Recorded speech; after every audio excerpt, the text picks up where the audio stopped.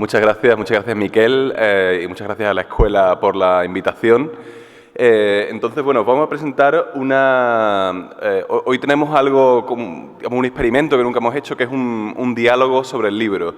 Entonces va a ser un diálogo entre Diana y yo, en el que vamos a estar presentando algunos conceptos y también ejemplos que ilustran estos conceptos, ¿no? Y también al final os estaremos un poco pasando la pelota a vosotros para que también entremos como un diálogo como a tres sobre el libro. Entonces, una breve introducción antes de empezar con la charla. Bueno, yo doy un curso en la Bartlett School of Planning, pues un curso de urbanismo en University College London, que se llama Urban Design and City Planning, y que maneja tanto la parte más de diseño urbano como la parte de planeamiento urbano. ¿Y Diana? Y yo llevo un curso, como dijo ya Miquel, muchas gracias por la invitación, MA Cities, que lleva los temas a la escala de urbanismo, pero también a la escala de práctica individual, a través de procesos de escuela de arte o autodirigidos y formas de investigación de cómo interrumpimos en la formación de la ciudad o ajustamos o vemos la ciudad de futuro de otra forma. Los que estuvisteis el año pasado ya habéis visto alguno de los procesos o de las formas de empezar un proyecto que usamos allá. La otra cosa que hemos puesto aquí es que el libro, lo que lo habéis leído, lleva ese tema de cómo llevar algo del papel al plano y al proyecto. Lo vamos a hablar más, pero pensamos también que con esta charla podríamos invitaros a esa parte del proceso y los procesos de futuro.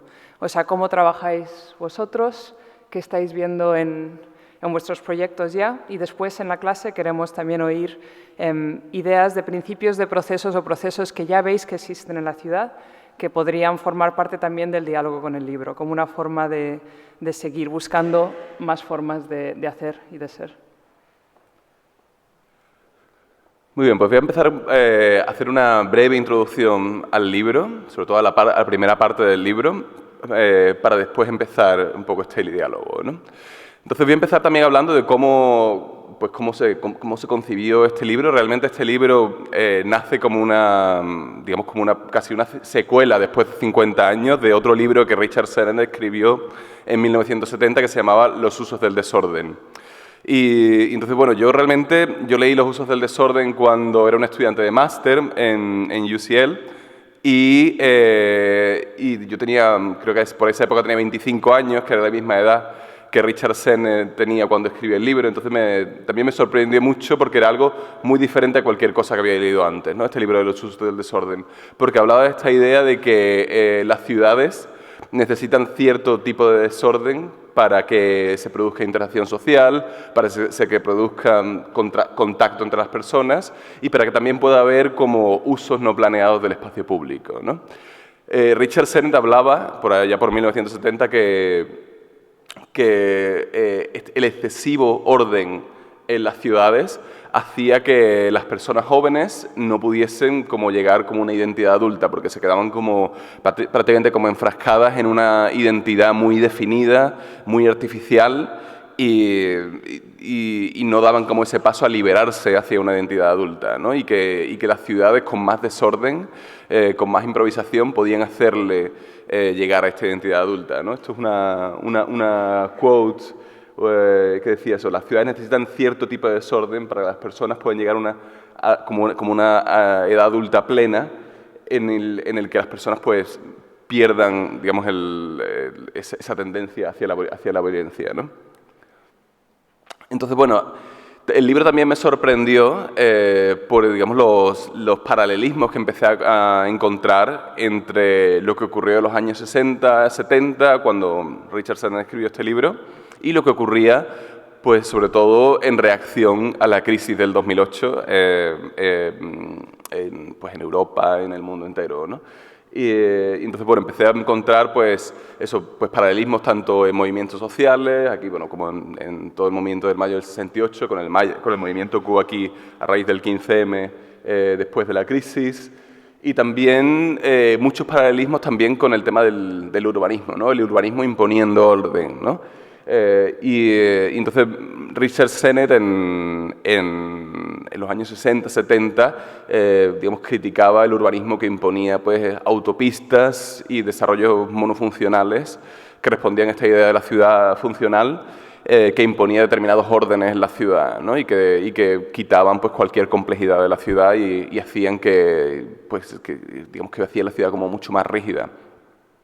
Y en la actualidad, los órdenes que se imponen en la ciudad tienen otro origen bastante diferente, ¿no? En este caso, en la actualidad los órdenes vienen muy vinculados a la especulación inmobiliaria y a poderes económicos. Aquí pongo una comparación pues, interesante, que es en un barrio de Londres que se llama Elephant and Castle, que es un barrio donde hay una comunidad latina actualmente bastante grande, que está en el sur de Londres. Se construyó un barrio de viviendas sociales muy grande a principios de los 70, que se llamaba Highgate State, y más o menos en torno a 2000, creo que en 2011, el barrio se demolió, ¿no? Aquí, sí, ahí está la demolición del Highgate State. Fue una demolición bastante controvertida, también porque era una demolición muy en masa, pero sobre todo por lo que vino después, ¿no? Fue un barrio de viviendas sociales donde de las 1.200 viviendas que ve allí, prácticamente todas eran viviendas sociales, es decir, de alquiler social. Y en cambio, todas las viviendas que se construyeron, prácticamente todas las viviendas que se construyeron fueron viviendas privadas, destinadas sobre todo a inversores extranjeros, ¿no? Entonces se demostraba pues, un nuevo orden que llegaba a la ciudad, que era eso, el vinculado a la especulación inmobiliaria, ¿no? Y aquí en estos dos mapas podemos ver los mapas de desplazamiento que supuso la demolición, ¿no? Donde los vecinos de estos barrios fueron desplazados mucho fuera de Londres y cómo se produce un proceso de desplazamiento a través de esta especulación inmobiliaria, ¿no? Y estos son los nuevos órdenes que veía que se estaban produciendo 50 años después, ¿no?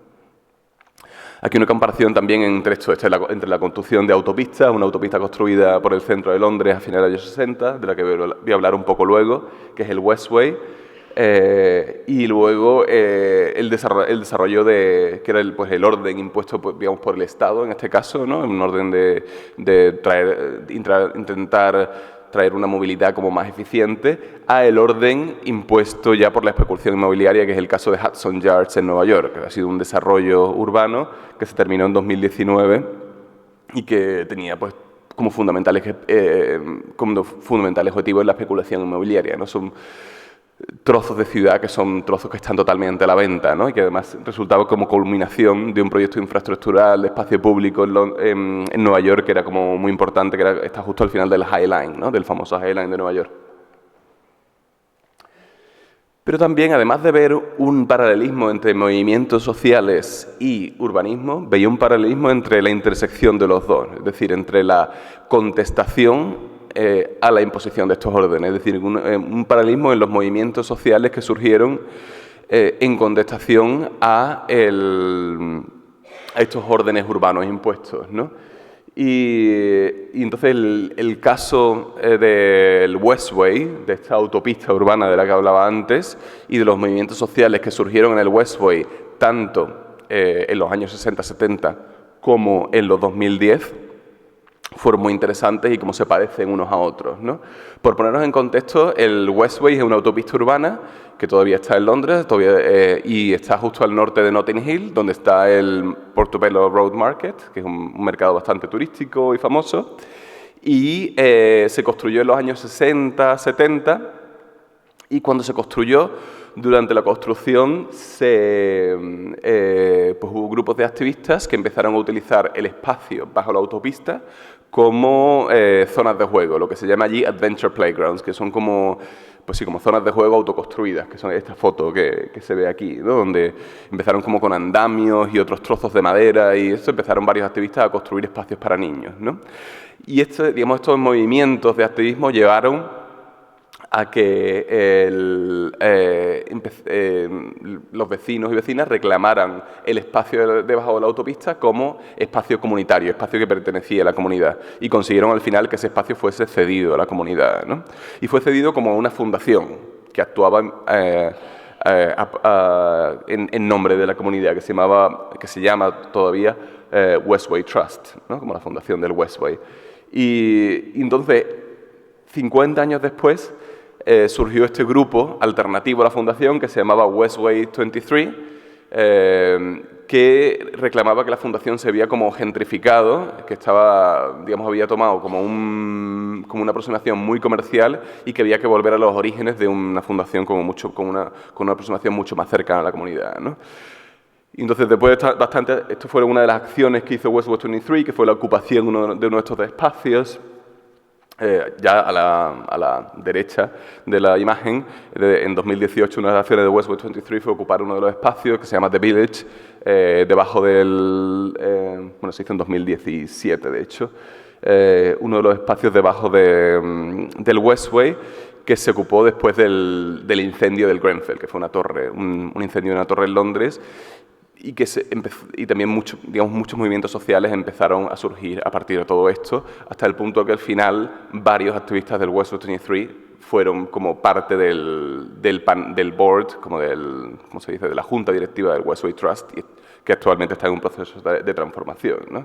Entonces empiezo a ver como muchos, esto prácticamente son dos imágenes en el mismo espacio, separadas 50 años, en el que empieza a haber muchos paralelismos entre unos movimientos sociales y otros, ¿no? Y algo muy interesante es, por ejemplo, que en las reuniones de Westway 23 como que guardaban prácticamente un minuto de silencio en conmemoración a los activistas que habían conseguido el espacio 50 años antes, ¿no? Y se empieza a dar como un relevo generacional con un salto de 50 años entre movimientos sociales, ¿no?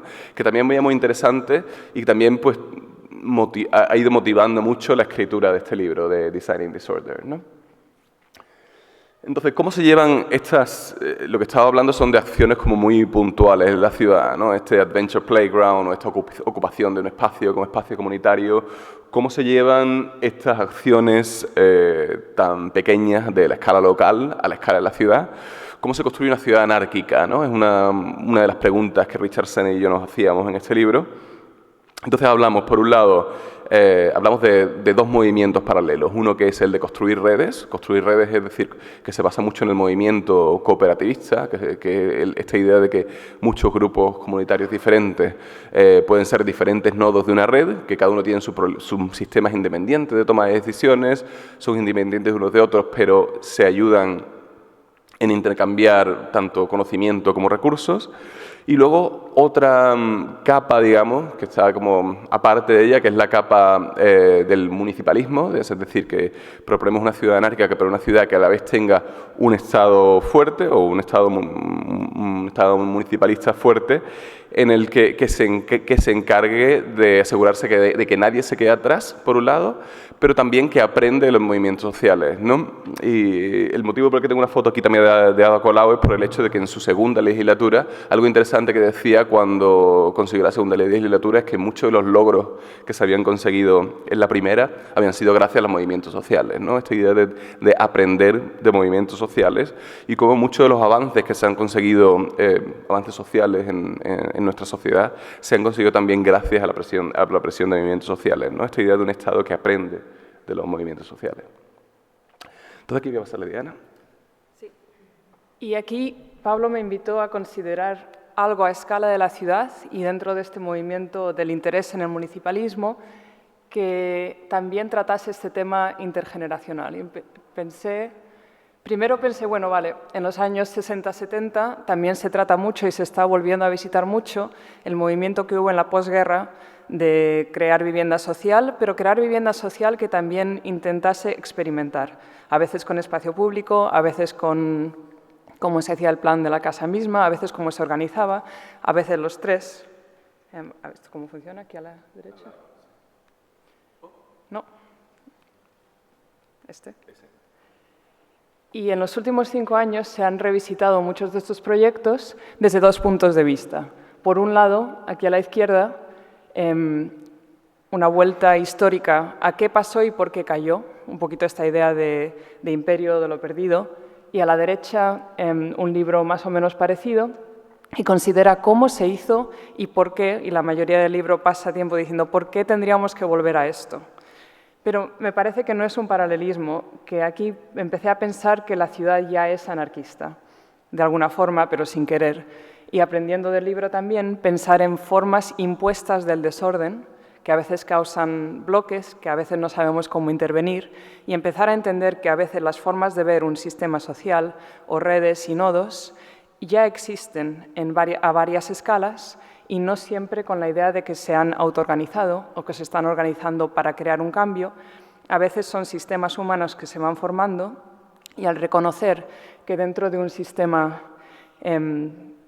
al final cívico-político, también a la escala de crear la ciudad, estamos tratando con redes humanas, también redes de desacuerdos, formas de desconexión.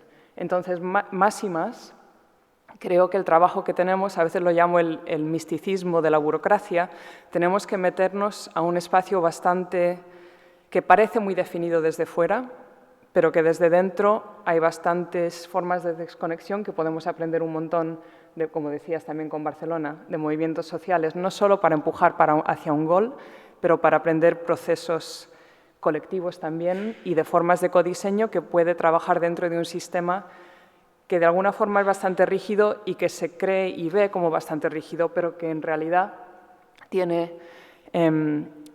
bastantes fallos y bastantes huecos para intervenir.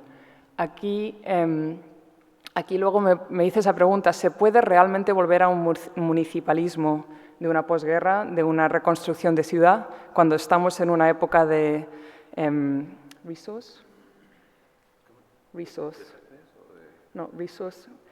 tenemos menos cosas y tenemos más infraestructura que se está cayendo. Entonces estamos en una fase de intervenir para que siga funcionando y no de crear de cero.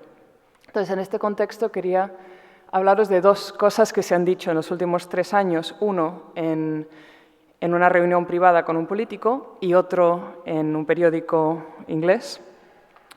La primera era alguien que tenía precisamente tanto el dinero como el poder técnicamente de crear vivienda social nueva y dijo, bueno, en los años 70 tú o yo, nosotros podríamos haber en este año creado vivienda experimental. Hoy en día se tarda el mismo tiempo y a veces el mismo dinero en argumentar que hay que cambiar el váter.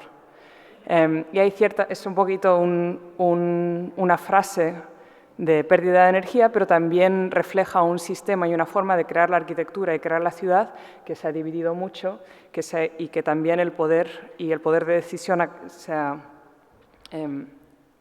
dejado ir. Y aquí, en el periódico, esto es de un proyecto en el que trabajé 5 años, empieza el periódico explicando en inglés que en el sistema de construir casas, bueno, en Londres, pero en Inglaterra, hay realmente una carrera hacia el fondo.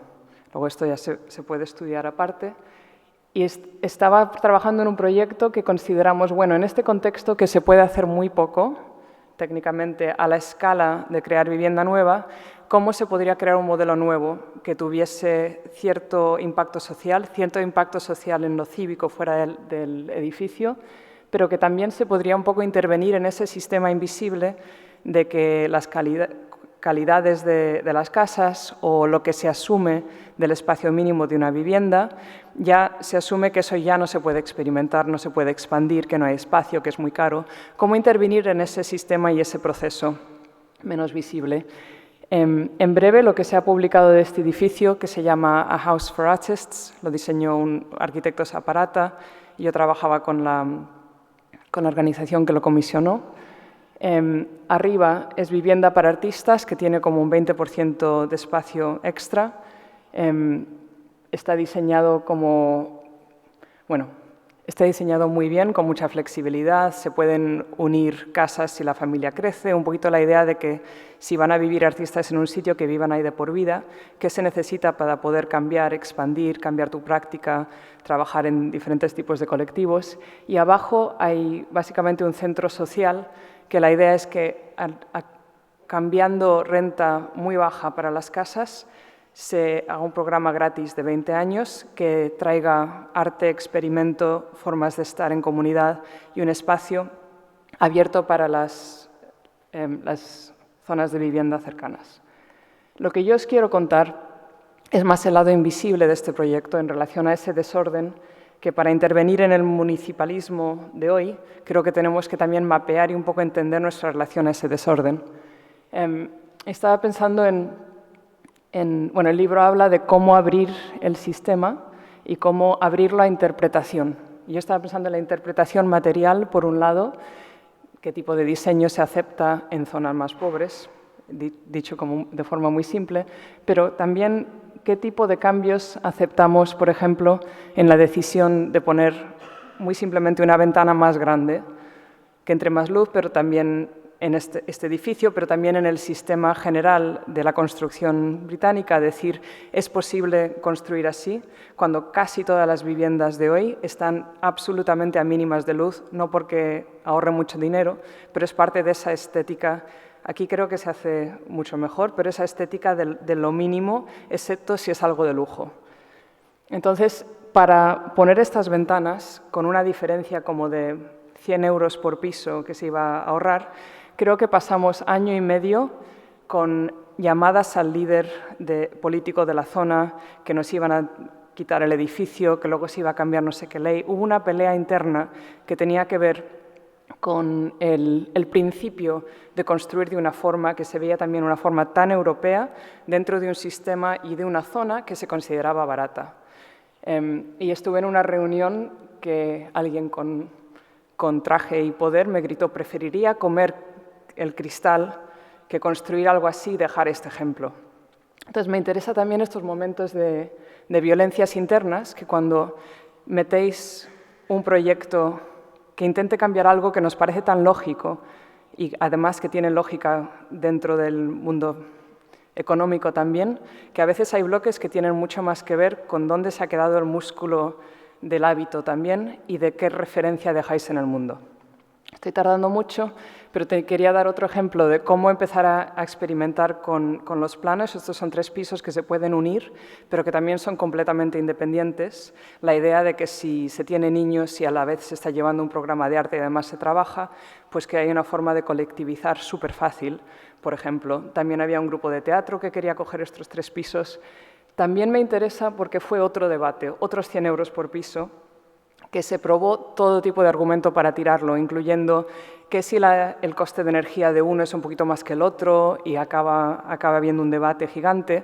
Entonces hicimos todo ese trabajo burocrático para chequear el nivel de sonido, el nivel, cómo se podría hacer la medición de la energía, y a veces son estos sistemas que parecen entre comillas aburridos que sirven para recoger y proteger estas ideas que yo creo que hace 50 años se hacían así porque estaban de moda de una forma diferente dentro del sistema. Entonces, de alguna forma, revisitar el backstage de este proyecto es un recuerdo de lo que nos dice en el libro. Tened cuidado también con la idea de que lo local o lo cooperativo o lo comunitario es, ¿Carly? De dar abrazos, es la frase en inglés. Esto lo escribisteis en inglés al final. Entonces, sí, evitar esa idea de que es muy mono y de que tiene un poco esa sensación de que siempre es lo dulce y lo bueno. Exactamente. Y ahora te devuelvo esto. Pero recordar no solo que puede ser algo negativo, que hay un empuje de capital, pero también de burocracia y también de sistema aprendido y de poderes muy personales también cuando alguien se incomoda, de convertir la ciudad en un producto o de vuestros procesos de cambio urbano en un producto y meteros en ese espacio y tratar también ese lado un poquito más violento. Bueno, aquí más fotos del proyecto, pero yo creo que te lo devuelvo. Bueno, pues yo creo que después de esta introducción y este ejemplo, yo creo que es importante también, y esto es una parte importante, yo creo siempre cuando explicamos el libro, que es, ¿qué queremos decir con esta idea de desorden, ¿no? Porque el libro tiene este título provocador sobre diseñar el desorden y es importante explicar qué significa, ¿no? Entonces, no significa realmente formas desordenadas, ¿no? Que muchas veces lo que los arquitectos tienden como a pensar, diseñar el desorden significa que vas a diseñar formas desordenadas, ¿no? Es como una otra reacción al movimiento moderno, ¿no? Como el posmodernismo que decidía cómo hacer formas un poquito más más funky para hacer como esa reacción al movimiento moderno, ¿no? Entonces, no es eso lo que significa diseñar el desorden. Lo que sí significa diseñar el desorden es contestación a los órdenes impuestos, a estos órdenes impuestos por el urbanismo, por los sistemas económicos, por los poderes, estos órdenes de los que hablaba en las primeras slides, o estos órdenes del tamaño de la ventana, del que hablaba Diana, ¿no? Pues cómo poder contestar a esos órdenes impuestos, eso es diseñar el desorden.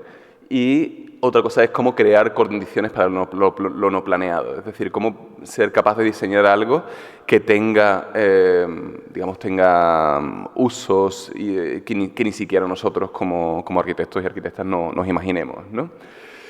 Entonces, digamos, eso fue lo que me planteé cuando quise escribir este libro, ¿no? Y eso también fue lo que motivó esta colaboración con Richard Sennett, de decir, bueno, realmente se puede llevar desde la teoría a la práctica estas ideas que Richard Sennett planteó en 1970 sobre los usos del desorden. Se pueden realmente diseñar estos usos del desorden de los que Richard Sennett hablaba. Se puede llevar todo esto del papel al plano, ¿no? Y ahora, como decía Diana, también al proceso, ¿no? Se puede llevar este desorden tanto al plano como a los procesos que llevan a crear estos planos, ¿no?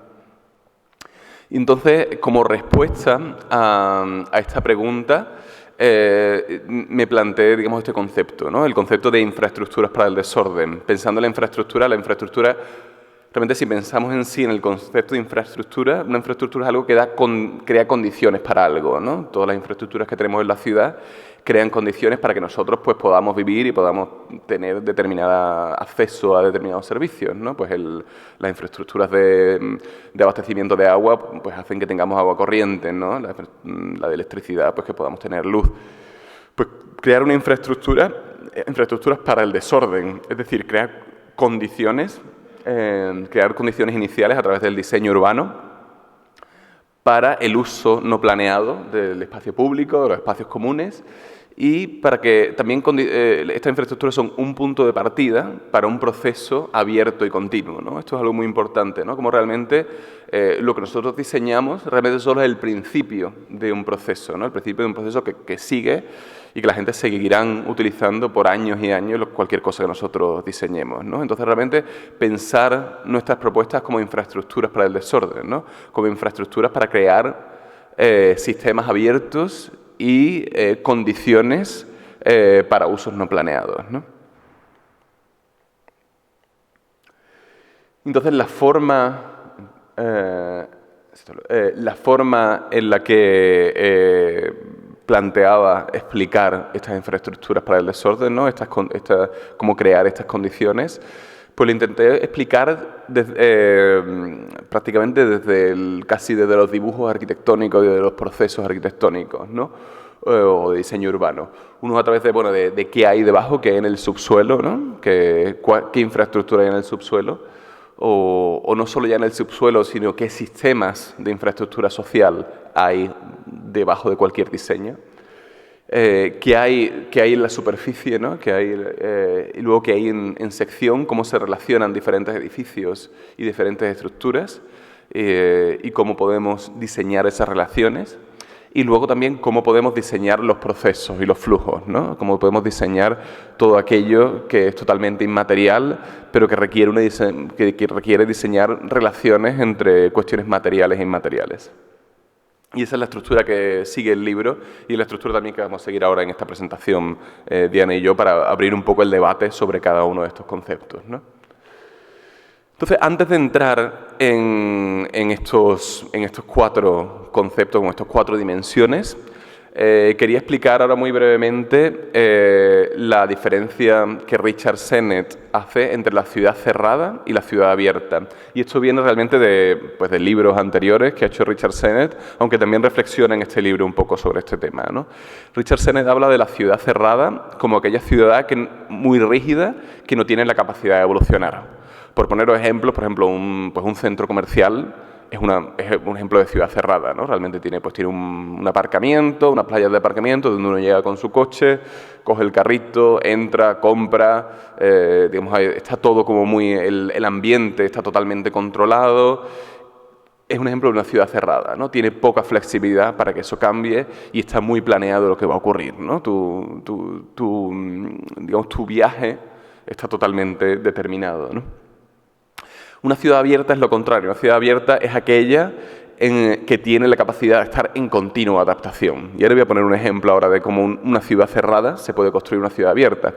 Entonces, una ciudad abierta es aquella que tiene esa capacidad de continua adaptación y entonces realmente lo que este libro plantea es cómo poder convertir la ciudad cerrada en una ciudad abierta, ¿no? Y de eso vamos a hablar ahora un poco, ¿no?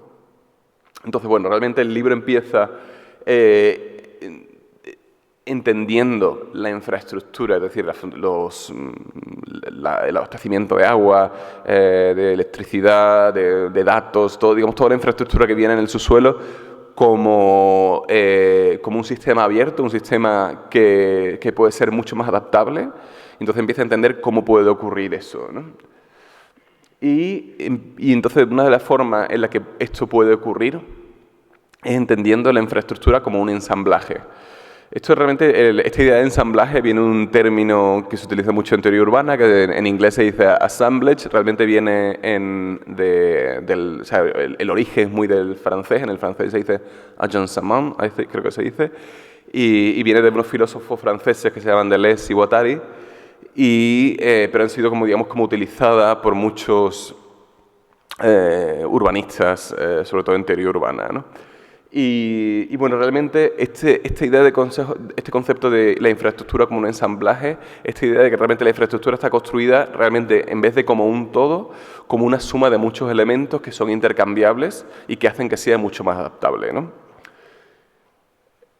Aquí una quote del libro, a ver si la puedo traducir simultáneamente. Bueno, construir infraestructura en un espacio público como un sistema abierto, tiene que considerar que aquel sistema está en un estado continuo de flujo, de movimiento, y tiene que establecer los mecanismos y los recursos para introducir nuevos inputs y para enchufar nuevos elementos que creen nuevos ensamblajes y que respondan a un feedback continuo, como un proceso continuo de retroalimentación. Me ha quedado la traducción regular, pero bueno, en inglés se entiende un poco mejor. Lo cuento con un ejemplo que es mucho más fácil, ¿no? Esto es un caso de una plaza ahí en Londres, una plaza en el barrio de Dalston, que es un barrio que está en el este de Londres, en Hackney. Y esta plaza, que hoy en día es una plaza pues, totalmente multicultural, donde siempre hay mucha actividad, no siempre fue así. Inicialmente era el modelo de ciudad cerrada del que hablaba. Inicialmente era un aparcamiento y realmente este aparcamiento responde a este concepto de ciudad cerrada, ¿no? Pues como ahí, coches entran, coches in y coches out, ¿no? O sea, solo puede ocurrir una cosa, solo puede ocurrir que la gente puede aparcar su coche en este espacio, ¿no? Pero realmente fue con la instalación de estos kioscos que fue promovida por una cooperativa que se llama Hackney Cooperative Developments, que es una cooperativa pues, vecinal, entre vecinos y negocios locales. Y lo que hicieron fue introducir como estos kioscos en un lado del aparcamiento, ¿no? Podéis ver que el parquímetro todavía está ahí y están introduciendo estos kioscos. Y esos kioscos hicieron que antes de que se construyese la plaza, la gente se empezase a congregar en torno a los kioscos. Aquí ya se está construyendo la plaza, pero justo antes de que se construyese la plaza, por unos años, solo estuvieron los kioscos y que se pusieron a una renta muy baja, de forma que fueron sobre todo la comunidad afrocaribeña que empezó a hacer negocios allí, negocios también como muy variopintos, ¿no? Desde una radio internacional que pone música ahí, que es uno de esos que hay allí, entre los que se congrega la gente, un pequeño café, diferentes negocios que no podrían permitirse pagar una renta normal en Dalston, ¿no? Pues sí se podían permitir estar aquí y generaban pues una pequeña infraestructura social en la que la gente se congregaba en torno a ellos, ¿no? Y eso dio lugar a que realmente se viese como se necesitaba un espacio público, ¿no? Porque la gente ya se estaba concentrando, ya se estaba reuniendo en el parking, ¿no? Y eso hizo que motivase que se cambiase este parking y se convirtiese en una plaza, ¿no? Que hubiese sido muy diferente si, imagina, llega la persona, llega allí, pues el concejal de urbanismo dice parking, fuera parking, hago aquí una plaza y lo pavimento todo a ver quién viene, ¿no? Pues se hubiese quedado la plaza vacía, nadie hubiese ido, la gente lo hubiese criticado porque has quitado aparcamientos, pero en cambio este proceso, esta idea de proceso y de ir generando la plaza como un ensamblaje, de ir casi como ensamblando piezas, hace que la plaza sea mucho más de esto. Y estos fueron más adelante. La plaza creo que se pavimentó como en 2004 y en 2008, 2009 una intervención más, que esto fue de otros, la primera intervención fue de unos arquitectos, fue de Hawkins Brown y esto fue de otros arquitectos, de Math Architecture Art, fue introducir estos contenedores de barco y meterle a estos contenedores de barco diferentes mobiliarios urbanos. Le metieron pues mesas de ping-pong, infraestructura audiovisual como pantallas y proyectores para celebrar, pues para proyectar películas y cosas así.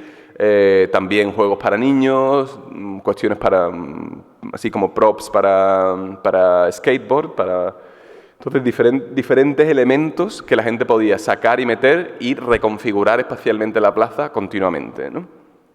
Aquí un ejemplo de cuando se saca la mesa de ping-pong y se pone en medio de la plaza, o cuando la plaza se saca las estructuras para un mercado y la plaza se convierte en un mercado, o la plaza se sacan estas diferentes estructuras para niños y la plaza se convierte en una zona de juego, ¿no?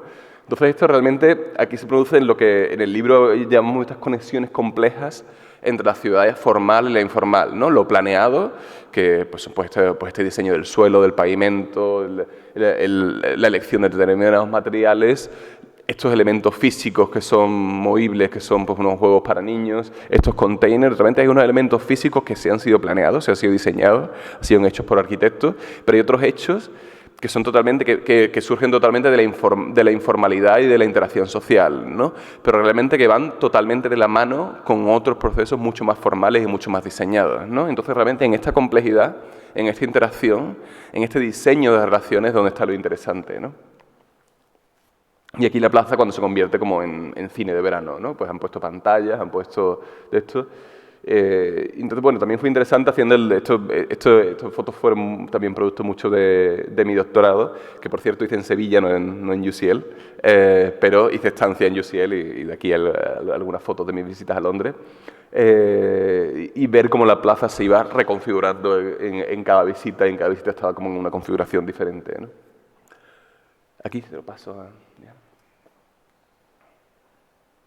Bueno, aquí luego salió también esta conversación de cómo consideramos una ciudad abierta, no solo del punto de vista de cómo se abre en colaboración con o reconociendo ya procesos comunitarios, pero qué pasa cuando os dan una comisión o estáis ya trabajando en un proceso. Entonces, pensando de cómo intervenimos en un sistema de una forma, bueno, en este caso explica en el libro, de una forma que se crean capas y que haya interacciones con lo que ya existe desde un punto de vista profesional. Entonces, aquí os quiero hablar... no, pensaba que era otro proyecto. Voy a saltar al otro proyecto y luego volvemos, ¿te parece? Bien, quería hablar de este proyecto, que son de los arquitectos y colectivo artístico también, Assemble, que lo hicieron en colaboración con Create London, que es una caridad que trabaja con comisiones tanto de arte como de edificios en contexto público y cívico, lo mismo que a House for Artists, y también que se ha publicado muy bien como pieza de arte, como proceso de codiseño, como proceso colaborativo. Pero quería hablaros aquí del proceso de cómo empezar a abrir la ciudad como sistema invisible y cómo como profesionales tratáis algunos de estos procesos de negociación detrás también. Vamos a volver al backstage de lo que pasa aquí.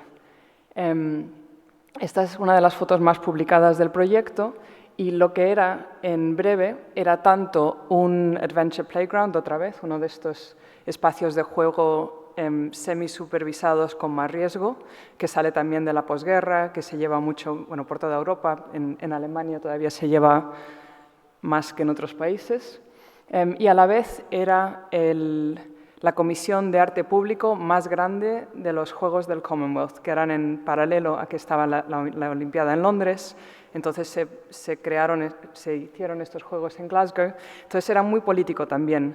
2 países dentro del Reino Unido, 2 juegos internacionales.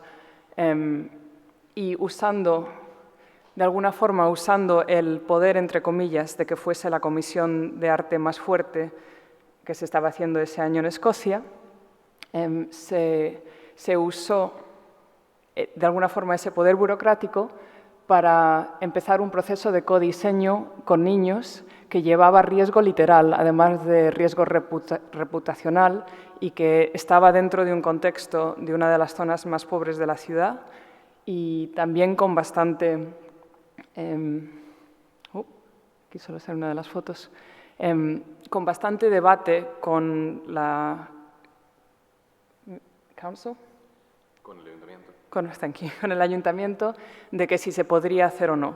Entonces se usó, por un lado, el estatus y el timescale, el poco tiempo que había antes de los Juegos, para negociar 100 años de contrato para usar un espacio que estaba fuera de uso.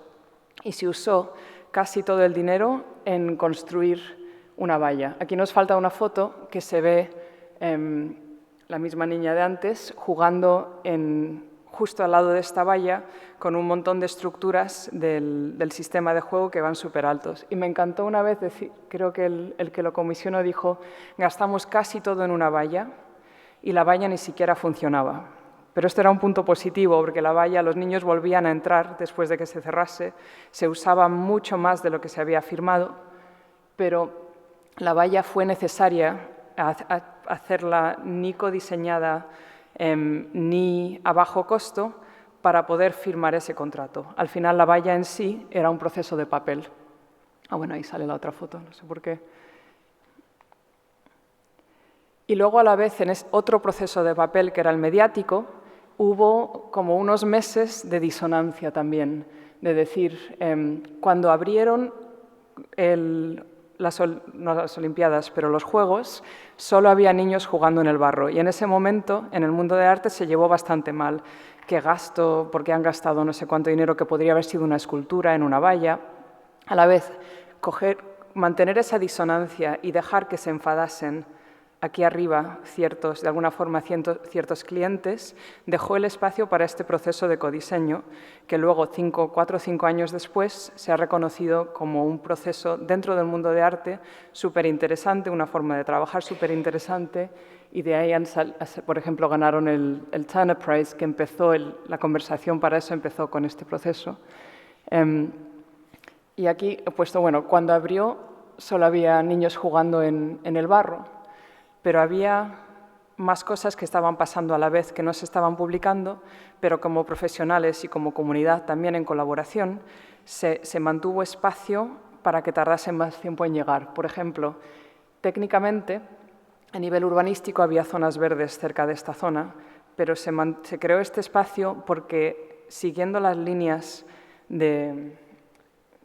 gang se traduce pandilla, pero si trazabas las líneas de las gangs de esta zona de Glasgow, técnicamente no se podía llegar a un espacio verde sin cruzar esas líneas, que son cosas que como urbanistas no solemos dibujar, pero son capas y son líneas muy espaciales, aunque no físicas, que formaban el movimiento y las limitaciones de esta comunidad. A la vez también se podía, porque era una zona de juego en los que los padres no pueden intervenir por este tipo de juego, a los padres cuando llegaban les tocaba pues estar más a un lado, y de ahí se formó 2 o 3 cosas. Se pasaban más tiempo entre ellos, entrenaron a 2 de los padres a que llevasen la zona, se usó lo que quedaba de dinero para entrenarles y que hubiese una continuidad de trabajo local, pero también se podía distribuir comida sin ser una zona de distribución de comida, porque si se estaba ahí con tiempo y estaba ahí, quitaba un montón de la capa también buscando capas que se pueden mapear y que son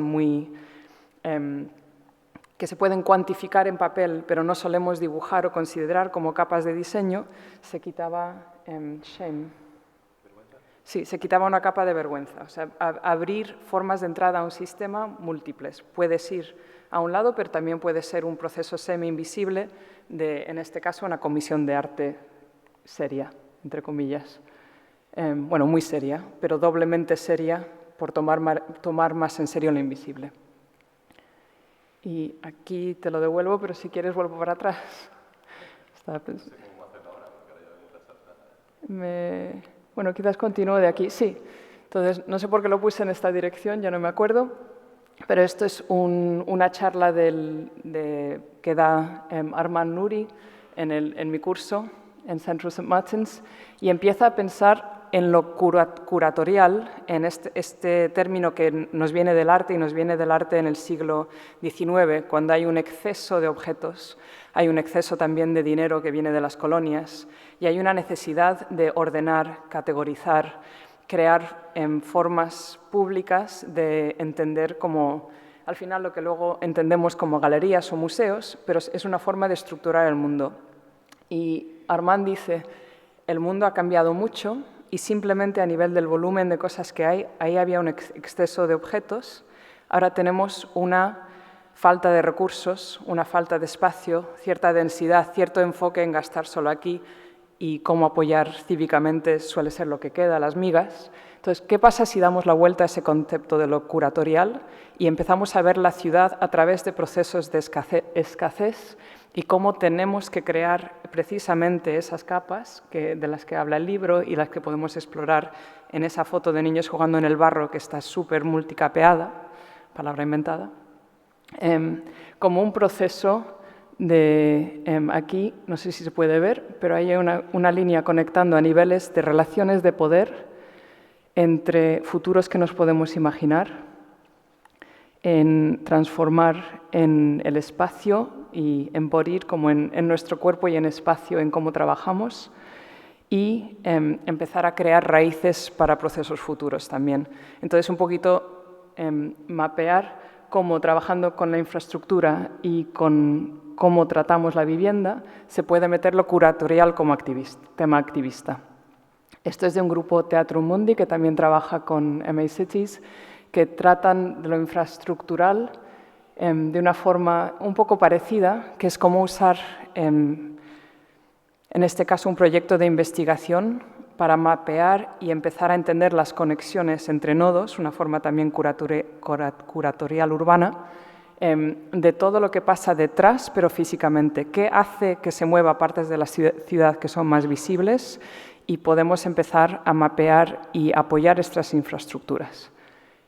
Aquí voy a saltar porque creo que voy a tardar mucho y te lo paso.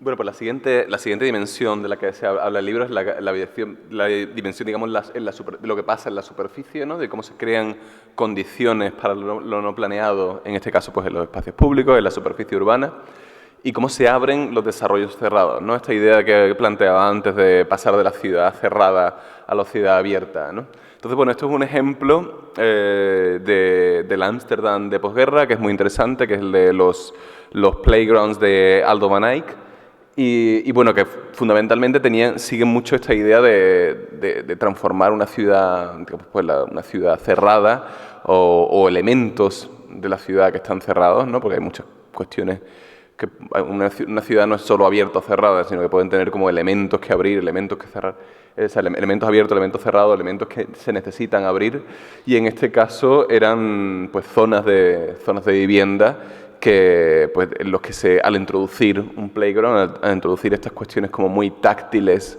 en el espacio público, se conseguían abrir, se conseguían hacer nuevas relaciones, ¿no? Entonces en el libro se habla de esta idea de reensamblar, de la expresividad de material, de equipar la superficie urbana, de realizar concentraciones de infraestructura y luego de esto del sistema modular de elementos que se puedan ensamblar y desensamblar, como se hablaba en el ejemplo de Gillette Square, ¿no? Voy a pasar rápido por... yo creo que, bueno, esto era parte de un poco la introducción a este proyecto de Diana, pero voy a enlazar con la siguiente dimensión, que es la de desorden en sección. Bueno, aquí traigo también como una quote de Richard Sennett, porque Richard Sennett, también en libros anteriores, pero también en este libro, diferencia entre el concepto de boundary y border, no sé cómo se traducía al español y eso, creo que en español se traduce como frontera y linde, creo que era la idea. Pero básicamente, no sé, en español no me queda muy claro, pero básicamente boundary o frontera se entiende sobre todo en las zonas más, digamos, en la ecología, se entiende como aquella frontera en la que no hay interacción entre los dos lados de la frontera. Y en cambio border o linde en español se entiende entre aquellos límites en los que sí hay una interacción entre las dos zonas, y no solo eso, sino que la interacción se produce, son las zonas más ricas en interacción, ¿no? Entonces, Richardson lo que habla es, bueno, cómo se pueden convertir las boundaries en borders, ¿no? Cómo se pueden hacer que esas zonas de la ciudad donde se juntan dos zonas totalmente diferentes, que están totalmente segregadas, cómo se pueden convertir en zonas que sean ricas en interacción, ¿no? Y eso es lo que trata el capítulo del desorden en sección, ¿no? Y aquí os voy a dar un ejemplo de Sevilla, la ciudad donde yo soy, de un ejemplo de un proyecto porque estuvo en pie durante unos 4 años o algo así, 3 o 4 años, creo que fue como entre 2011 y 2014 estuvo funcionando, que se llamaba La Carpa. Entonces, un proyecto muy interesante porque todo comenzó con un grupo de una compañía de teatro y de circo, que se llama todavía Baruma Teatro, pues contactó con un arquitecto, un arquitecto que de hecho es vecino mío, y le dijo, el arquitecto se llama Santiago Cirujeda, le dijo, oye, quiero hacer una escuela de circo, como una escuela andaluza de circo, cómo podemos montar esto, tal. Y entonces compraron una carpa de segunda mano, que es eso que veis ahí, y la instalaron en este solar vacío en el barrio de Miraflores, que es un barrio de viviendas sociales en la semiperiferia de Sevilla, por decirlo de alguna forma.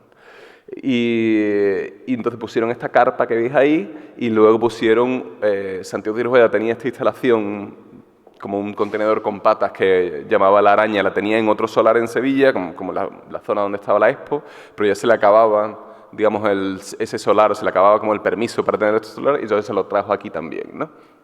Al lado de la carpa. Y montaron esta escuela de circo, pues donde hacían un montón de actividades para el barrio, hacían también un montón de actuaciones, tenían también un bar debajo de la araña, en fin, se convirtió como un espacio social que se fue convirtiendo como parte del barrio. Y el hecho de que estuviesen, digamos, esas estructuras iniciales, que inicialmente sobre la carpa roja y blanca y la araña, hicieron que se fuesen como ensamblando otras estructuras, ¿no? Una estructura, por ejemplo, de repente hubo un colectivo que hacía como fotografía y cine que se llamaba Cuarto Revelado, que es el contenedor verde, entonces se instalaron allí porque vieron que ya había como una infraestructura social en la zona a la que se podían unir. Luego había otro edificio que se llamaba, digamos, otro colectivo que se llamaba Aula Abierta, que no me acuerdo si era Málaga o Granada, estaba en otra ciudad de Andalucía, no me acuerdo si era Málaga o Granada, y que se les acababa también el permiso para estar en otro lado, entonces transportaron su edificio temporal, que también le había hecho Santiago Cirujeda años atrás, que es el rojo y blanco que se ve detrás, lo transportaron aquí. Entonces se fueron uniendo diferentes colectivos a una colectividad que ya existía, ¿no? Y se fueron ensamblando estas, pues digamos, tanto construcciones físicas como construcciones sociales, a una ya existente, ¿no? Entonces esta idea, yo creo que este ejemplo ejemplifica muy bien esta idea de ensamblaje y también de cómo construir espacios que pueden ser, pues, como espacios en la ciudad, que solares vacíos o de todo esto, en espacios de rica interacción social, ¿no? A través de introducir determinadas, pues, experimentos, como dice el subtítulo del libro, ¿no? Experimentos en la ciudad que añaden como este tipo de disrupciones en la ciudad que hace que de repente, pues, florezcan todas estas construcciones físicas y sociales, ¿no? Voy a pasar a procesos y flujos. Entonces, bueno, esta es una quote del libro, ¿no? bueno, pues, que viene también, por poner un poco en contexto de Londres, algo que suelen decir, pues sobre todo los promotores inmobiliarios y todo esto, es vamos a construir algo en esta zona porque allí como que actualmente no hay nada, ¿no? Pues hay solo este edificio y en ese espacio no hay nada, ¿no? Y entonces siempre ese desprecio hacia lo existente, ¿no? Pero en Londres realmente es difícil encontrar un sitio donde no haya nada, ¿no? Es difícil encontrar ese espacio donde dices tú, ahí no hay nada. Siempre existen unos tejidos sociales, unos tejidos industriales, unos tejidos de relaciones entre personas que es importante investigar, sobre todo para ver qué significan, ¿no? Y eso es importante sobre todo porque tanto en escuelas de arquitectura como de planeamiento urbano siempre pues, hemos ido aprendiendo como una serie de ideas y conceptos que se quedan en nuestra mente sobre lo que significa la ciudad, ¿no? Entonces vamos a una zona urbana y con nuestras gafas de arquitecto urbanista pues vemos la ciudad de una forma en concreto y muchas veces nos cuesta como quitarnos esas gafas y ver la ciudad, bueno, cuáles realmente son las relaciones sociales que están ocurriendo aquí, ¿no? Cuál es realmente la vinculación que tienen las personas con los edificios y con los espacios, ¿no? Entonces voy a hablaros, por poner un ejemplo de esto, ¿no? Esto es un colectivo con el que yo he estado colaborando ya durante muchos años que se llama Granville Community Kitchen. Y entonces, bueno, aquí es de lo que hablaba yo, de cómo llegar a un sitio y descubrir cuál es la infraestructura social existente, ¿no? Granville Community Kitchen es una cocina comunitaria que organiza pues, 2 veces a la semana comidas sociales, ¿no? Cenas comunitarias, los miércoles y los viernes. Los miércoles con un foco bastante en la comunidad de refugiados que hay en la zona. Entonces va haciendo como cada miércoles en la comida de un diferente país. O sea, se trae gente para cocinar con comidas típicas de diferentes países, ¿no? Y los viernes un poco más general, también como comida de muchos diferentes países, pero sin temáticas concretas. Entonces, Granville Community Kitchen utiliza un espacio, un centro comunitario y hace que las personas se reúnan allí, pues como mínimo 2 veces en semana a compartir comida, digamos, a reunirse y combate sobre todo pues una cuestión muy importante que es una cuestión grave en Londres, que es también la soledad, ¿no? La soledad sobre todo de personas mayores, de personas migrantes, y que se reúnen pues 2 veces en semana a comer juntos, muchas personas, ¿no? Esto estoy hablando pues 50, 60, 100 personas que se reúnen todas las semanas a comer juntos, ¿no? Y el edificio en el que está siendo ahora mismo, está en un proceso pues de demolición y regeneración, por decirlo de alguna forma, ¿no? Y en todo este proceso siempre se estaba ignorando pues todo lo que Granville Community Kitchen decía, era bastante ignorado. Siempre eran como prácticamente los que estaban como molestando, por decirlo de alguna forma, al ayuntamiento. Ya están otra vez los de Granville Community Kitchen exigiendo esto, exigiendo lo otro, cuando realmente eran prácticamente de los que traían a más gente al edificio. Y no solo eso, sino que tenían también este jardín comunitario en el propio edificio donde enseñaban a la gente cómo cultivar plantas en su propio jardín. Era un jardín totalmente autogestionado en el sentido que hay gente que planta y gente que recoge, pero nadie controla ni quién planta ni qué recoge, ¿no? Que siempre me parecía muy interesante porque siempre funcionaba, ¿no? Siempre estaba florecido cuando todo el mundo podía coger, ¿no? Pero me recordaba mucho al concepto del Common Pool Resource de Elinor Ostrom, ¿no? De la economista Elinor Ostrom, que hablaba del concepto de la piscina de peces en la que la gente no puede pescar demasiado porque si no se queda sin peces, ¿no? Pero un poco ese concepto, un poco de cómo conseguir que la gente sea responsable también a la hora de plantar y a la hora de recoger, ¿no? Y entonces, bueno, pues yo he estado colaborando mucho con Granville Community Kitchen e intentar convencer tanto al ayuntamiento como la fundación que lleva el edificio a que la regeneración atienda también a estas necesidades de infraestructura social, ¿no? Porque querían prácticamente convertir todo el espacio como en un espacio coworking, porque creían que lo que se necesitaba en esta zona era un coworking, ¿no? Ignorando totalmente las relaciones que existían aquí, ¿no? Entonces, bueno, toda esta historia la vengo a contar porque como urbanistas muchas veces cometemos los errores pues unirnos a determinadas modas de lo que ahora debe haber la ciudad.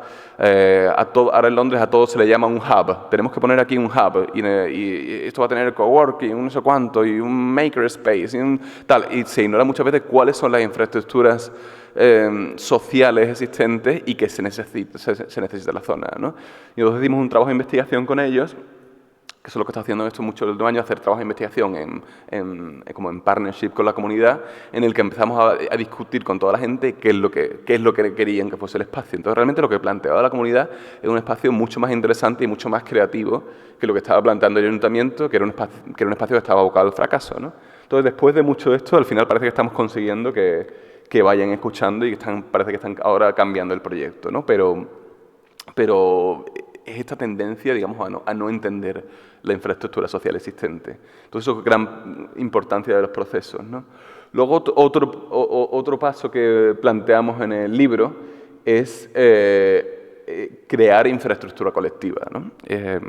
Y crear infraestructura colectiva que genere nuevas negociaciones. Y esto es otro ejemplo de Londres que me resulta muy interesante.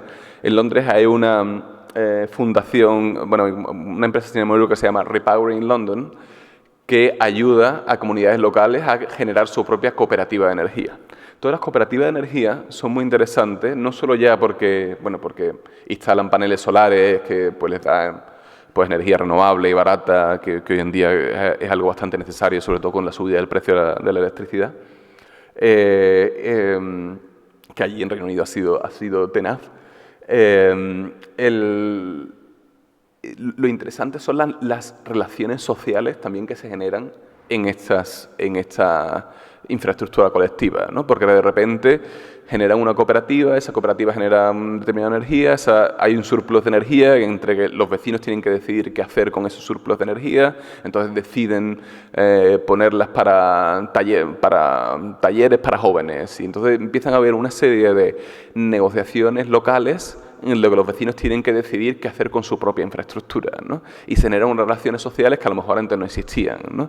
Entonces, esa interacción entre la infraestructura colectiva y lo social empieza a ser mucho más rico que si pues, cada uno tenemos una factura de la luz, la pagamos y no tenemos ninguna interacción con el vecino, ni con la vecina, ni con nada, sino que simplemente tenemos una relación mucho más individual, ¿no? Estas infraestructuras colectivas dan lugar a unas interacciones sociales.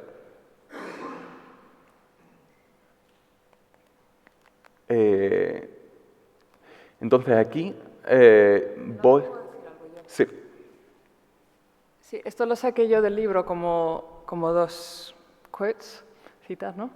Que cada intervención urbana, a la escala que sea, lo invisible o incluso mapeamiento, es el principio de conversación con un cliente o con una comunidad, puede tener outputs, lo que resulta que no podéis predecir. Entonces, de esto quiero recalcar dos cosas. Uno, que el libro recuerda que ofrece como diseñador, también como actor dentro de este network, posibilidades, no exactamente qué va a pasar. Futuros abiertos, múltiples futuros, considerar también versiones que son negociaciones o que te parezcan imperfectas, pero que tengan posibilidades para gente diferente. También quería recalcar que parte de lo que puede salir es que no seas ya parte del proceso. Entonces, cuando estáis mapeando posibilidades de poder, intercambios, influencias, recordar que tú también te puedes sorprender. Entonces, en un proyecto de diseño especulativo es quizá más difícil, pero podría ser súper interesante considerar en qué múltiples puntos puedo salir, volver a entrar, cambiar de rol y así ser parte de una colaboración donde los intercambios de poderes no se mantienen siempre desde el punto de vista del que los está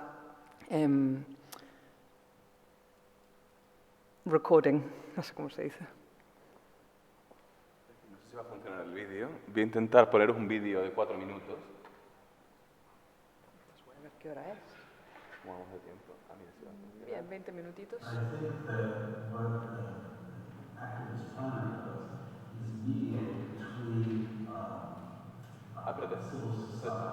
Os voy a contar un poco antes, perdón, que no he dado ningún contexto con las prisas. A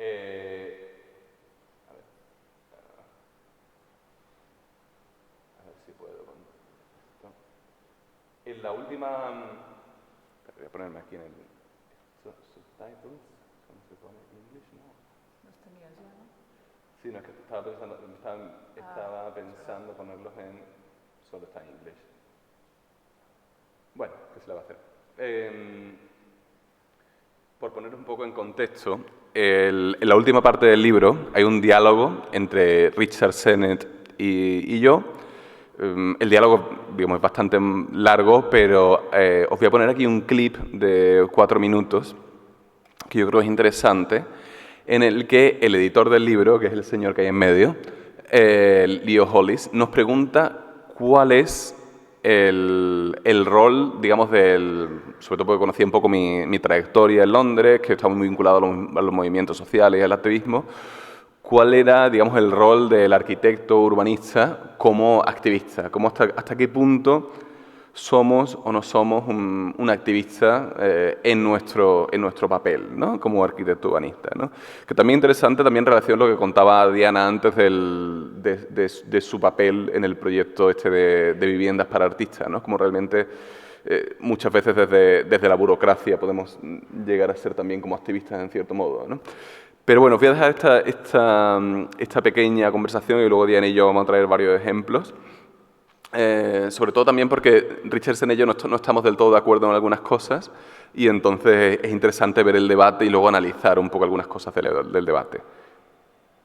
I think that what an activist planner does is mediate between civil society and the state. Mm-hmm. I don't think that planning is politics by another means. And in part because the kind of dealing with, say, the hegemony of high-tech companies or Amazon over a city, it requires a kind of politics which is beyond what you can learn in planning school. Mm-hmm. It's about dealing with power. But what it isn't is that the planner confuses his or her role with that of being a political activist. It's good that there are people like that, but that's not us. We have a different set of skills. It depends. It depends if you are employed by a local authority, you are in a way in that mediation. But if there's a community group that is resisting, for example, that their social housing estate is being demolished, and they hire you to come out with alternatives that they can present to the local authorities, yes, as evidence that something differently could be done, and that's going to be economically viable, is greener and more sustainable, and all this stuff, then your project become an act of activism as well, because you're in a way you're using your skills as a planner, as an architect, to help a local community to contest something, and not only to reject something, but to propose an alternative. Right. And I think that alliance between planners and activists is something very positive, because sometimes councils complain about activists as being someone that reject everything, as NIMBYism, and that alliance proved the contrary, proved that activists actually, in many occasions, are open to possibilities, to alternatives. And what about some place that there is no inbuilt community? I mean, what about, for example, something like King's Cross or the Holloway Prison? It's quite an interesting thing. Can you build in complexity from the beginning? Mm. You wouldn't do what's done at King's Cross, which is make something which is entirely a spectacular place, a space to be looked at. You would have taken the Central St. Martin's and distributed all over King's Cross. You would have actually kept some productive function for it. There might even be a school there. It's a glorified shopping mall. Yes. What often happens with planning authorities, particularly in Britain, is that they're not corrupt, but they're corrupted. It's why I always say to people in the places where I've worked, what you really need at a certain point, you're going to need lawyers and people who run political parties to ensure that you're heard. Because the default position is that people are corrupted, just the way Madame May is. They just don't listen. Their egos are involved in things that they present. They're experiencing alternatives as just blind resistance.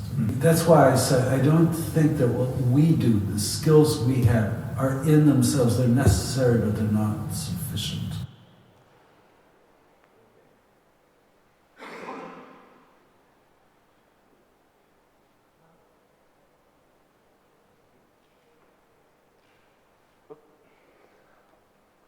Entonces, bueno, pues ya habéis visto que tenemos como de diferentes matices sobre realmente cuál es el papel del arquitecto urbanista. Entonces, una de las cuestiones que, bueno, prácticamente lo que respondo es, digo, bueno, realmente depende cuál es tu rol, ¿no? Entonces, aquí os quería traer como 3 ejemplos. Uno en el que, bueno, tres proyectos en los que participé.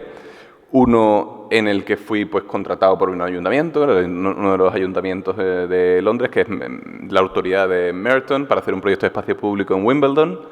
Otro en el que he colaborado con la comunidad para hacer un proyecto que luego se utiliza como herramienta de activismo. Y luego otro como herramienta híbrida en el que colaboro con activistas, pero a la vez trabajo para la autoridad. Entonces, yo os voy a contar muy brevemente cada uno de esos 3 proyectos y luego Diana va a meter otros también en estas mismas dimensiones para que un poco debatamos sobre cuál es realmente este rol, este papel, ¿no? Este es un proyecto que pues surgió de un concurso que ganamos con mi estudio, con Lugadero en Sevilla, y que el título que le dimos a nuestra propuesta del concurso era Play Wimbledon. El concurso era imaginar como un master plan para el centro de Wimbledon, ¿no? Que es uno de los barrios distritos en Londres, ¿no? Conocido por el tenis, pero bueno, es un barrio distrito. Y entonces, realmente, pues todo lo que la gente propuso en el concurso era pues la visión de cómo debería ser Wimbledon en el futuro. Entonces, lo que nosotros propusimos es realmente que lo que había que hacer era una serie de intervenciones temporales en el espacio público para codiseñar con la gente, a través del juego, cómo se imaginaban que sería el Wimbledon en el futuro, ¿no? Entonces, realmente, cómo utilizar el juego para la co-creación, ¿no? Entonces construimos, ganamos el concurso y luego pues implementamos estas ideas, sobre todo lo hicimos como un prototipo como en 2 espacios. Entonces hicimos 2 intervenciones temporales, esta es una de ellas, que se inspiraban un poco en esta idea de Aldo Van Eyck, de los pequeños playgrounds para reactivar espacios en la posguerra de Ámsterdam. Y en este caso, lo que utilizábamos estas construcciones temporales lo utilizamos pues como espacios, como meanwhile spaces, como espacios temporales mientras se construía, mientras se transformaba el espacio público, pero también como espacios de co-creación, es decir, los talleres de codiseño para decidir pues con los vecinos, con los negocios locales, cómo serían estos espacios públicos en el futuro, los hicimos aquí. Este es uno de los talleres de codiseño que llevé y lo hacíamos en los mismos talleres, en las mismas instalaciones temporales, que como veis eran zonas de juegos que tenían como un tobogán, una zona de escalada y tal, pero también un espacio como para sentarse y dialogar, ¿no? Entonces, los diferentes métodos que utilizábamos a través de utilizar el juego como herramienta de participación, pero al fin y al cabo todos estos métodos respondían a esta idea de un papel del arquitecto urbanista como mediador. Es decir, yo no tenía una relación, yo no trabajé, estuvimos co-creando propuestas con los vecinos y con los negocios locales, pero digamos que yo no tenía un papel de activista aquí, yo tenía un papel de mediador entre pues lo que querían los vecinos y lo que la autoridad local iba a construir, ¿no? Entonces, con los vecinos poníamos unas propuestas, le presentaba a la autoridad local, se iban cambiando y al final pues se construyó uno de estos espacios públicos pues más o menos respondiendo a lo que había pedido la gente, ¿no? En cambio, tiene un papel totalmente, digamos, ese primero que he mostrado de Wimbledon sí responde mucho a lo que contaba Richard Sennett, ¿no? A este papel de mediación. En cambio, este proyecto es totalmente diferente. Este sí tiene este papel como de activista, de arquitecto activista o urbanista activista. Y este es un proyecto muy diferente porque en este caso fueron unos vecinos del Alton Estate, que es un barrio en la periferia de Londres, un barrio de viviendas sociales gigante, un barrio muy grande, que además es un barrio que ha salido mucho en películas de cine, ¿no? Por ejemplo, en Fahrenheit 451 de François Truffaut es como el barrio donde queman los libros y todo esto. No sé si has visto esa película, pero ese es el barrio donde se rueda esta película, que era, bueno, esa película del año 70, entonces era como un espacio distópico por esa época, ¿no? Como se veía el barrio, ¿no? Porque pues así es como se ve en esa foto en blanco y negro, ¿no? Esa es una de las torres que el ayuntamiento pretendía demoler, ¿no? Es un barrio que gran parte del barrio está catalogado por patrimonio, pero hay una zona como de unas 300 viviendas a la que esa torre pertenece, que no estaba catalogado por patrimonio y que pues el ayuntamiento quería demoler pues esas 300 viviendas y construir pues 4 veces la densidad, unas 1.100 viviendas. Y los vecinos, pues que no querían que sus casas se demoliesen, pues conocían mi trabajo a través del mi otro libro, Community-Led Regeneration, que hice con un compañero, con Daniel Fitzpatrick, que analizaba, digamos, las herramientas que utilizan los vecinos para oponerse a la demolición de sus barrios. Entonces, la gente de Alton Estate nos contactó a Daniel y a mí para que trabajásemos con ellos en hacer una propuesta alternativa de barrio. Entonces nosotros, bueno, pedimos un proyecto de investigación, conseguimos financiación de Research England y hicimos un proyecto, que era un proyecto de investigación, pero cuyo output, como el resultado fue lo que los vecinos llamaron el People's Plan, el plan de la gente, ¿no? Que era un plan alternativo con propuestas de diseño urbano, propuestas arquitectónicas que se fijaban en cómo rehabilitar los edificios y cómo hacer una ligera densificación en vez de 300 a 1.100 que planteaba el ayuntamiento, de 300 a 450 viviendas a través de pues, añadirle alguna planta a algunos edificios, en espacios que estaban en desuso, construir algunos edificios nuevos, digamos una ligera densificación de los edificios. También como, bueno, y entonces el proyecto de investigación pues incluía estudios de impacto social, estudios de viabilidad económica, estudios de sostenibilidad y emisiones de carbono, digamos como una serie de investigaciones que apoyaban este tipo de intervención, ¿no? Entonces, bueno, eso se fue uniendo con unos procesos políticos en los que nos fuimos reuniendo pues con sindicatos, con la oposición. Y luego también resulta que la oposición ganó las elecciones municipales y entonces esa primera semana que gana las elecciones municipales nos llama a los vecinos y a mí a que le contemos el People's Plan, ¿no? Y le contamos el People's Plan y al final, después de muchas negociaciones, la autoridad local ha cancelado el plan, ¿no? Ha tenido mucho que ver, ha cancelado la demolición de los edificios, está buscando ahora alternativas. O sea, la pregunta es, viendo un poco envuelta a la conversación con Richard Sennett, ¿lo ha hecho por este plan? Pues no, realmente el resultado es porque ha habido un cambio político y ese cambio político ha facilitado que se cancele la demolición de estos edificios.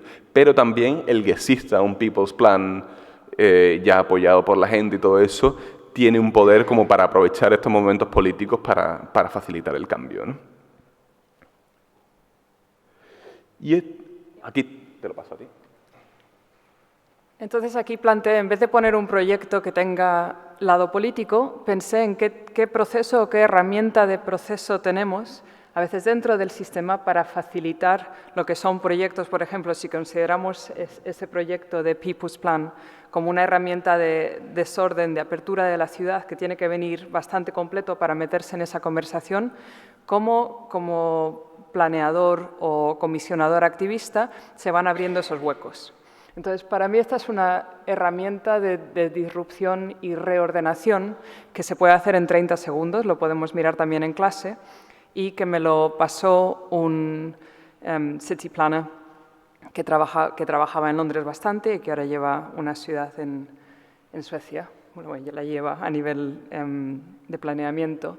Y me dijo que en 30 segundos se puede pensar quién hay en una reunión, puede haber hasta 30 personas aquí, y más o menos qué nivel de poder e interés tienen y qué quieres sacar tú de esa reunión. Entonces no es siempre dar todo el pitch del proyecto, pero es pensar qué cambio se necesita hoy para que haya más apertura para cierta cosa. Luego otro día se puede sacar otra apertura, pero son cambios, yo los veo casi como osteopáticos, como cuando vas arreglando, por ejemplo, cuando te has hecho daño al cuerpo y vas arreglando poco a poco y los músculos vuelven a cero. ¿Qué quieres abrir hoy? Y en vez de intentar abrir todo para un cambio de alguna forma de crítica completa del sistema, es dejar espacio para otras voces también. Entonces está aquí un poquito con respuesta a la idea de la aproximación híbrida y también cuando planeáis un proyecto, ¿cómo consideráis esas aproximaciones o disonancias o espacios? También es bastante espacial ese espacio para disrupción y usar vuestra forma de pensar espacial y estratégicamente también dentro de una reunión. Sé que nos quedan 3 minutos para el café, entonces te dejo cerrar con esto y luego vuelvo al final. Bueno, te voy a intentar hacer muy rápido. Entonces, esta es la aproximación híbrida, que es otro proyecto en el que estuve, y que resulta muy interesante porque es el buscar esta experimentación, decir, bueno, realmente está el papel de mediación y está el papel del activista. Podemos hacer algo que sea como un poco de las dos cosas, ¿no? Y entonces esto se me presentó como una oportunidad interesante porque salió un concurso para hacer un proyecto de codiseño en el Westway, del que yo había hablado antes, esta autopista donde había un espacio comunitario abajo, y era una zona en la que yo ya había colaborado con muchos activistas, y entonces dije, bueno, entonces lo que voy a hacer para este concurso es presentarme a un concurso montando un equipo con otros 4 activistas locales, ¿no? Entonces montamos un equipo con pues, esos 4 activistas locales y yo, y conseguimos ganar el concurso para la parte del codiseño, ¿no? Y luego trabajamos con los que ganaron el concurso de arquitectura, que fueron unos arquitectos que se llaman DKCM, de allí de Londres, ¿no? Entonces, bueno, el grupo local con el que yo colaboré se llama The Grove Think Tank. The Grove es como se conoce la zona informalmente de North Kensington por la parada de metro que se llama Ladbroke Grove. Bueno, esta es la zona del Westway, que son pues esos 23 acres de tierra, como unas 9 hectáreas, en el que hay pues espacios comunitarios de todo tipo, desde un espacio para montar a caballo, que se cerró hace unos años y que se va a abrir, hopefully, en los próximos meses o años, a espacios para determinados colectivos sociales, espacios de aprendizaje,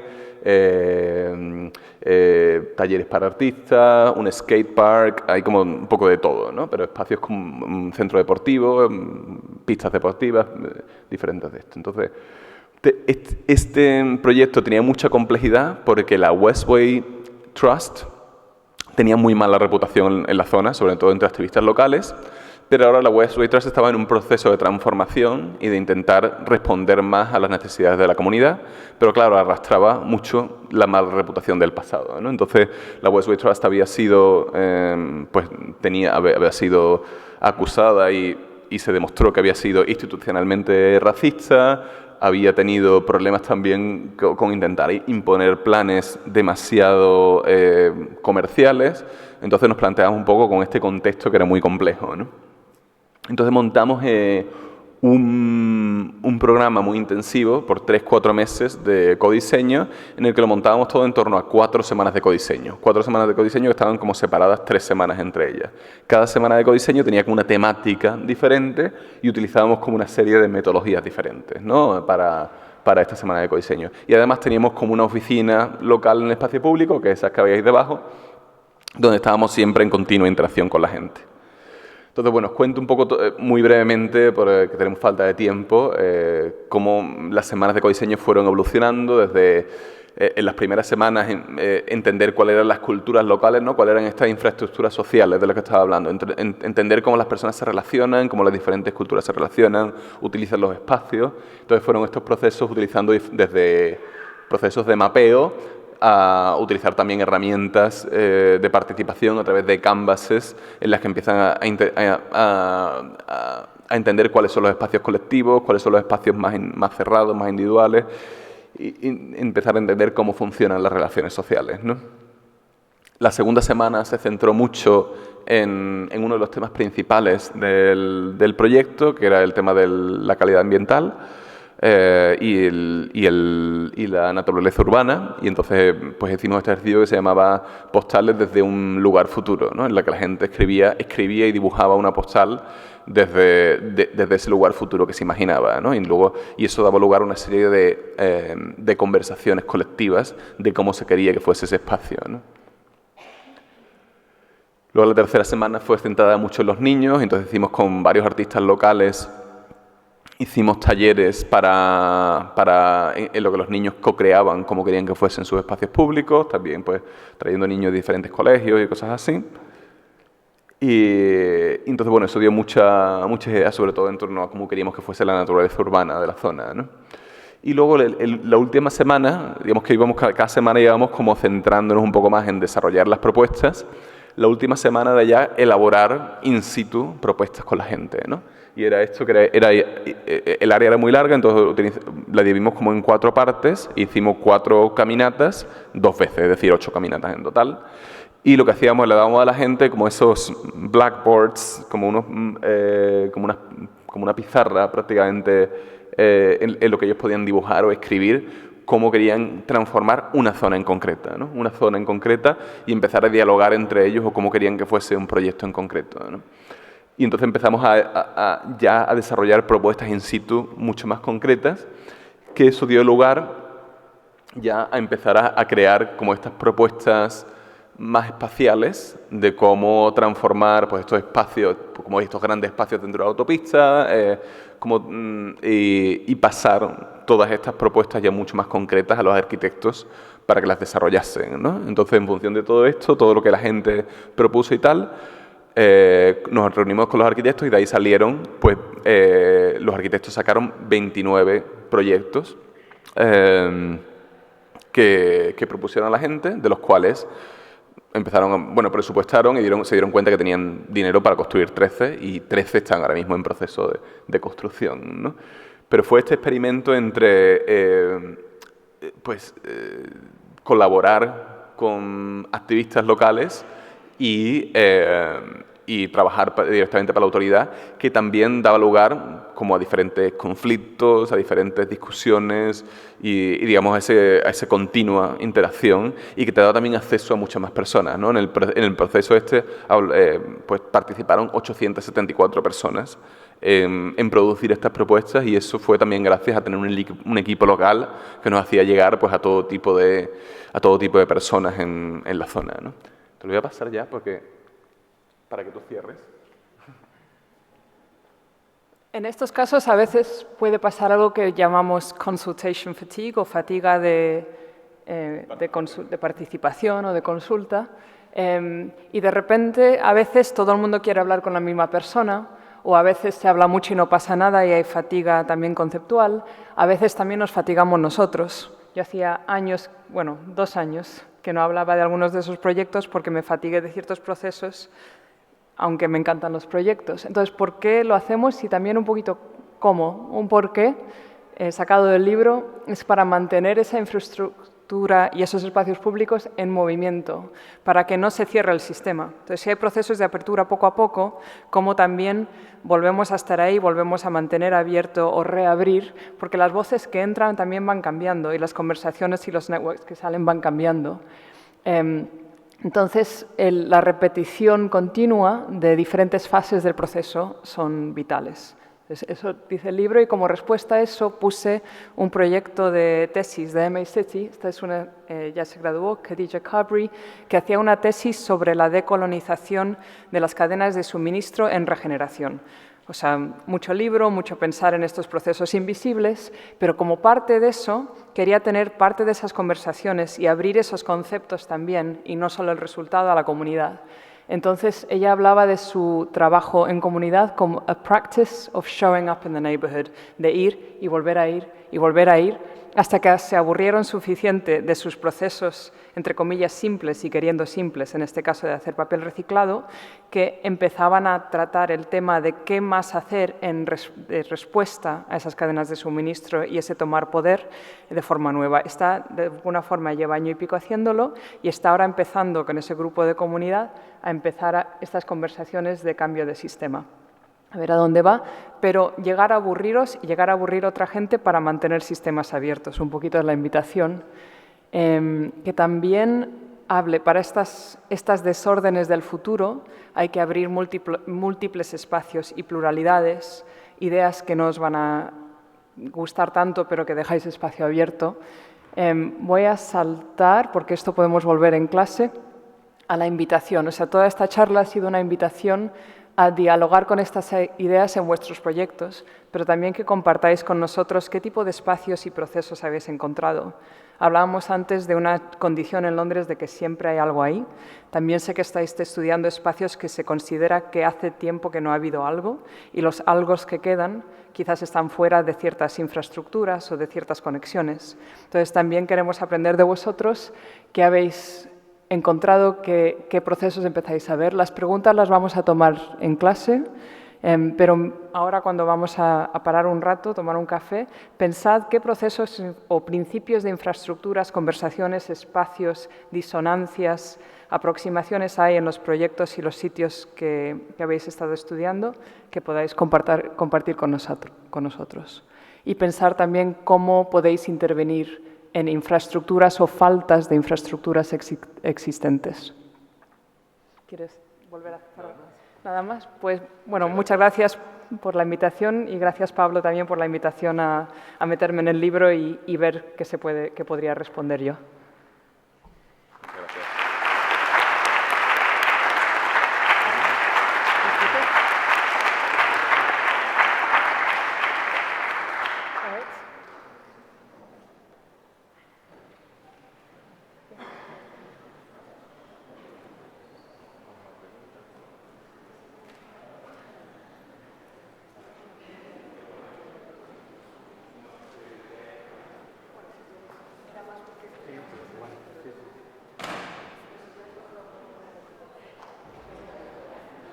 A ber, barkatu. Norbaite galdera bat baldin badu hola momentuan botatzekoa, ze badakit batzuk ez direla hain tailer bat daukagu klasean, hirigintza 8koekin, zabalik dago eta etor zaitezkete ere bai, Baina Juanpe edo zure ikasleren batek edo galderarik baduzue, Aimarrek, klasean nengo ditugu. Torri nahi baduzue eta zabalik dago guztiontzako, bai? Eskerrik asko.